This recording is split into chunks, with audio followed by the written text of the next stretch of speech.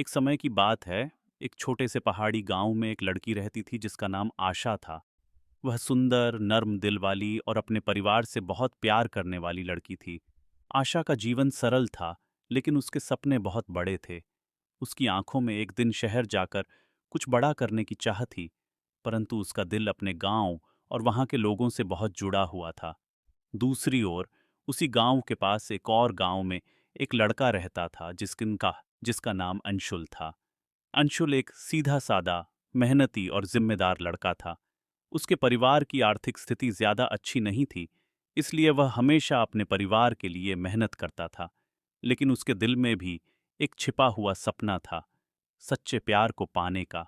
एक दिन गांव में एक त्योहार का आयोजन हुआ। दोनों गांवों के लोग उस उत्सव में शामिल होने आए। वहां आशा और अंशुल की मुलाकात हुई। पहली बार जब उनकी आंखें मिलीं, तो समय जैसे थम सा गया।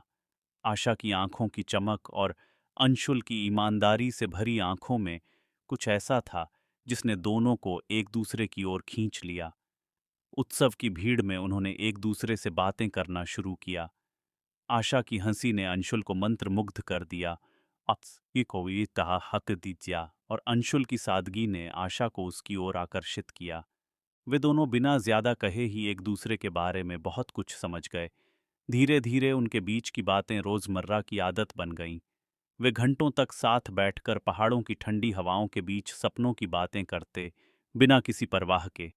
समय बीतता गया और उनकी मुलाकातें गहरी होती गईं। दोनों के दिलों में एक दूसरे के लिए प्यार बढ़ने लगा।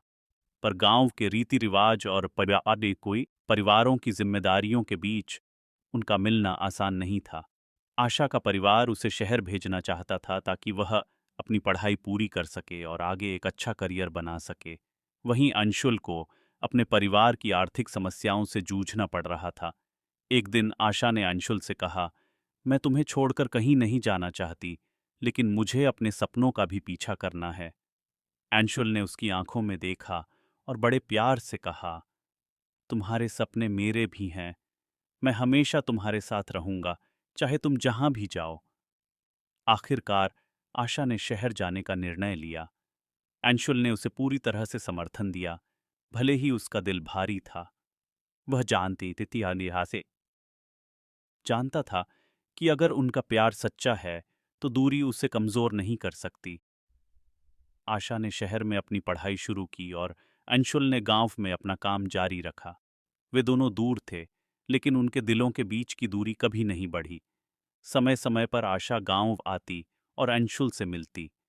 हर मुलाकात में उनका प्यार और भी गहरा हो जाता। वे एक दूसरे को चिट्ठियों के माध्यम से अपनी भावनाएं व्यक्त करते, जिसमें वे अपने सपनों, संघर्षों और प्यार की बातें साझा करते।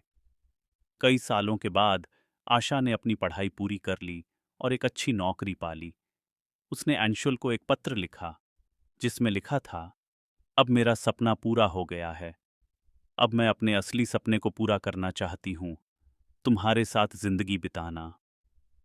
अंशुल ने खुशी से भरकर जवाब दिया, मैं हमेशा से तुम्हारा इंतजार कर रहा था। अब हमारा मिलन कभी न टूटेगा। आखिरकार वे दोनों अपने परिवारों की सहमति से शादी कर लेते हैं। आशा और अंशुल का प्यार हर मुश्किल के बावजूद सच्चे प्यार की मिसाल बना। उन्होंने मिलकर अपनी जिंदगी की हर चुनौती का सामना किया और हमेशा एक दूसरे के साथ खड़े रहे। उनका प्यार न केवल उनके लिए बल्कि पूरे गांव के लिए प्रेरणा बन गया। इस तरह आशा और अंशुल की प्रेम कहानी सच्चे प्यार और समर्पण की कहानी बनकर रह गई।